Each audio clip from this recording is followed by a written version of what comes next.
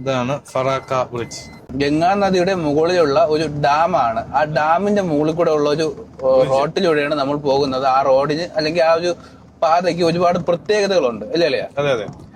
ആസാം, ഭൂട്ടാൻ, സിക്കിം അല്ലേ, ബംഗ്ലാദേശ്, ബംഗ്ലാദേശിലോട്ട് പോകാനുള്ള ഒരേ ഒരു പാത ത്രിപുര, അരുണാചൽ പ്രദേശ്, മിസോറാം ഒക്കെ പോകാൻ ഈ ഒരു പാലത്തെ കൂടെ. പാലം ഇല്ലെങ്കിൽ അവിടെ കഴിഞ്ഞു. അല്ലെങ്കിൽ ഈ പാലം ഇല്ലെങ്കിൽ ഏത് വഴി പോകാൻ പറ്റും? എത്ര ചുറ്റണം? നമ്മൾ ഒഡീസന്ന് നമ്മള് വെസ്റ്റ് ബംഗാളിലോട്ട് കേറുന്ന സമയത്ത് ജാർഖണ്ഡ് ഹൈവേ കണ്ടില്ലേ? അതെ, ഇടത്തോട്ട്. ആ ഹൈവേ കൂടെ വേണം പിന്നെ വരാൻ. ആ ഹൈവേ കൂടെ ജാർഖണ്ഡിൽ ചെന്നിട്ട് ജാർഖണ്ഡിൽ നിന്ന് വരണം.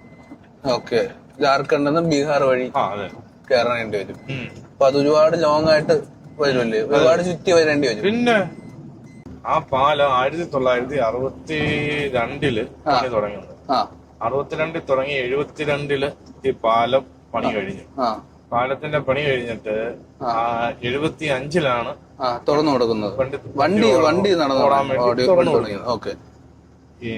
ഗംഗാ നദിക്ക് മുകളിലെ ഡാമാണ്. ഡാമിന്റെ മുകളിൽ കൂടാണ് ഈ പാലം. ഈ പാലത്തിന്റെ പ്രത്യേകത എന്ന് ചോദിച്ചു കഴിഞ്ഞാൽ രാത്രി കാലങ്ങളിൽ നമ്മൾ വണ്ടി പോകുമ്പോൾ ഹെഡ്ലൈറ്റ് ഇടാൻ പാടില്ല. പാർക്ക് ലൈറ്റും 4 ഇൻഡിക്കേറ്ററും മാത്രം ഇട്ട് വേണം ഈ പാലം ക്രോസ് ചെയ്യാൻ.